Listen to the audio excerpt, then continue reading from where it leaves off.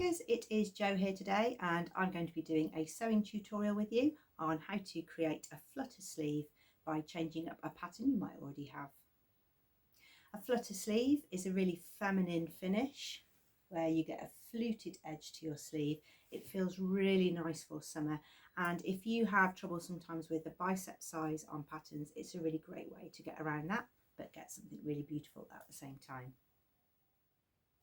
In order to create this sleeve, you need to make sure that you're picking a fabric that has really good drape.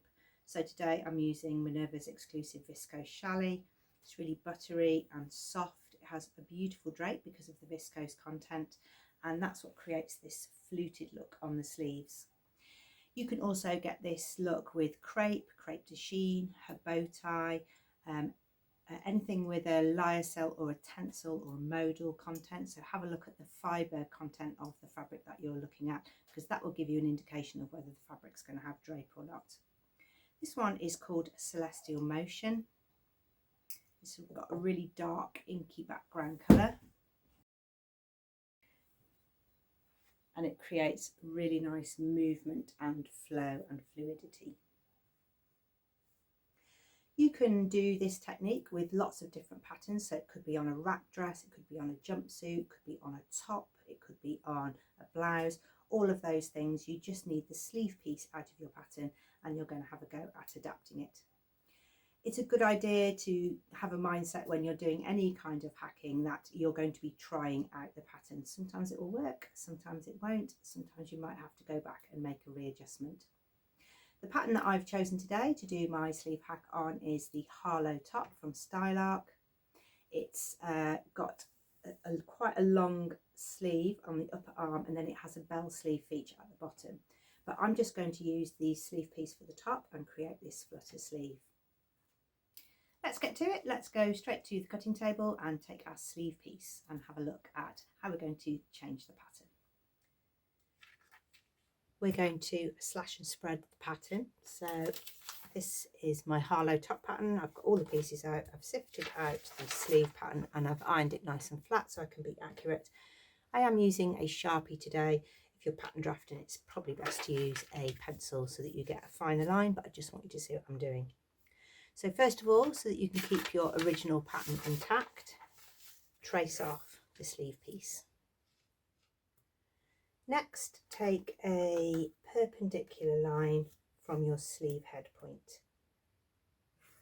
So mine's marked with a notch. We want the biggest part of our flute to be on the sleeve head. I'm going to add my 1.5 seam allowance.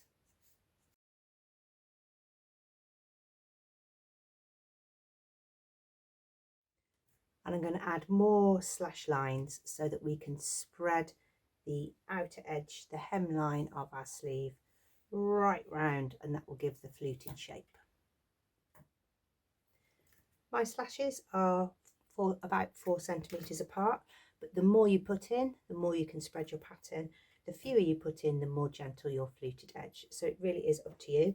When you're doing drafting like this, you might not get it right first time, so it's a good idea to practice it on some fabric first, which is exactly the reason why we don't cut up our original pattern piece. Okay, we're going to slash these lines to the seam allowance, but not through it, so that we create pivot points at the top of each of these slash lines.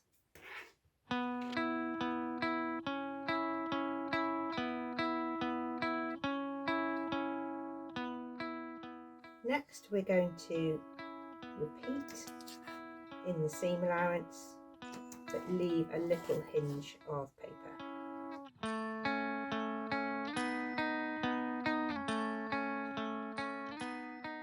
Your pattern piece will become really volatile now, and it will move around easily, and we can manipulate the pattern to flute out the sleeve.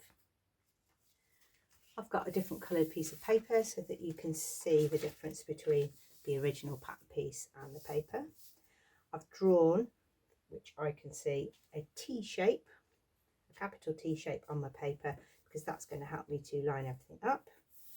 So I'm going to have my shoulder point on this centre line, I'm going to spread my pattern pieces apart, and if the pivot breaks you can just put a little bit of tape on it.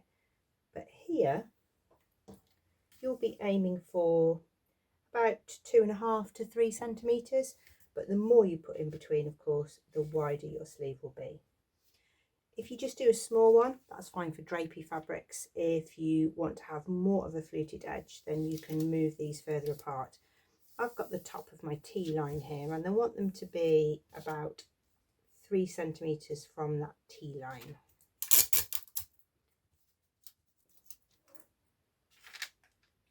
Every sleeve piece is different, so mine has wanted to kind of go into that shape, so I won't have so much rippling under my arm, which I'm quite happy with. I'll have all of the fluting on the top.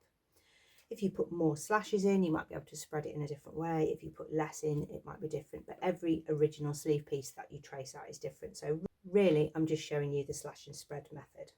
So once you've spread out your pattern, however that is, you're then going to join up all of the pieces around the bottom. So you'll have a curved lower hem. You can use a French curve if that helps you to blend the hem shape.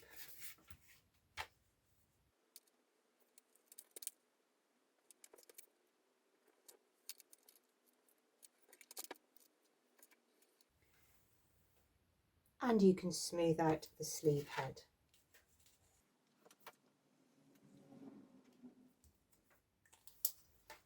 This is your flutter sleeve template. I don't need to add any hem allowance because this is the original hem of my top. I'm going to have quite a long fluted sleeve, but you can make this shorter before you start, and then you'll be able to spread them out a little bit more easily. That's why I have struggled to spread them here, because I've got such a long sleeve. But I wanted it to be nice and big so you could see the technique.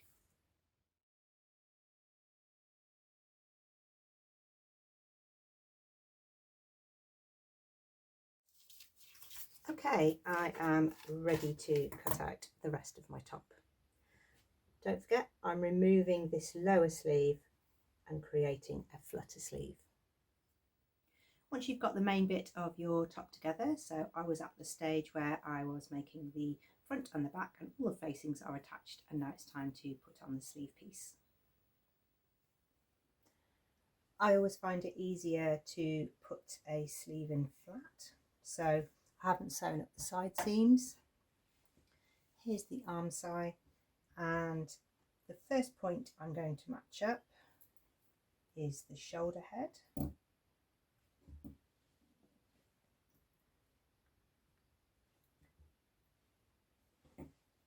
The ends, and then I can ease in the rest of the fabric.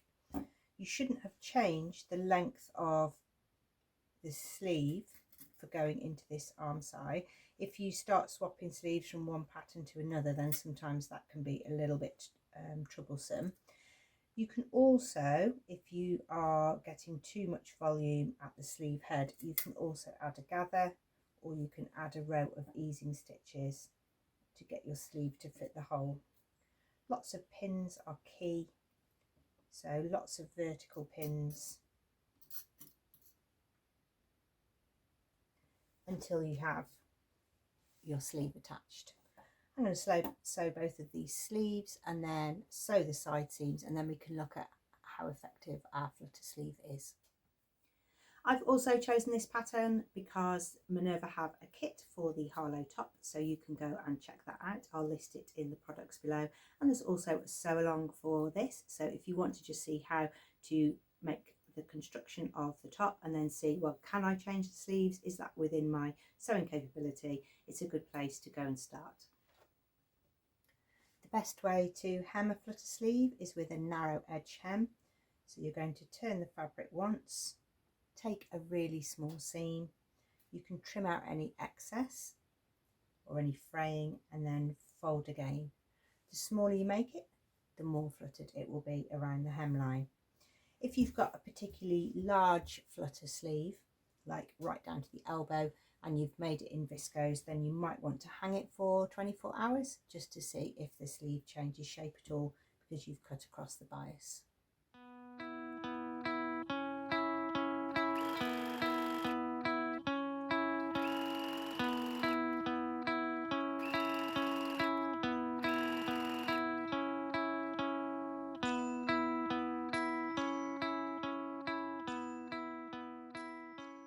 We would love to see if you've tried this hack, or if you've got a pattern with a sleeve shape like this on the pattern and you've really enjoyed making it. So you can make a free account over at Minerva, share your makes there. You can give a little description, add some photographs, and really inspire our Minerva makers. You can also join the craft club over there, where you will receive discounts and offers throughout the year. If you've enjoyed the video today, you can also like and subscribe on our YouTube channel, or keep following our feed for new videos which are released on a weekly basis. Thank you very much for watching. We would love to see you here.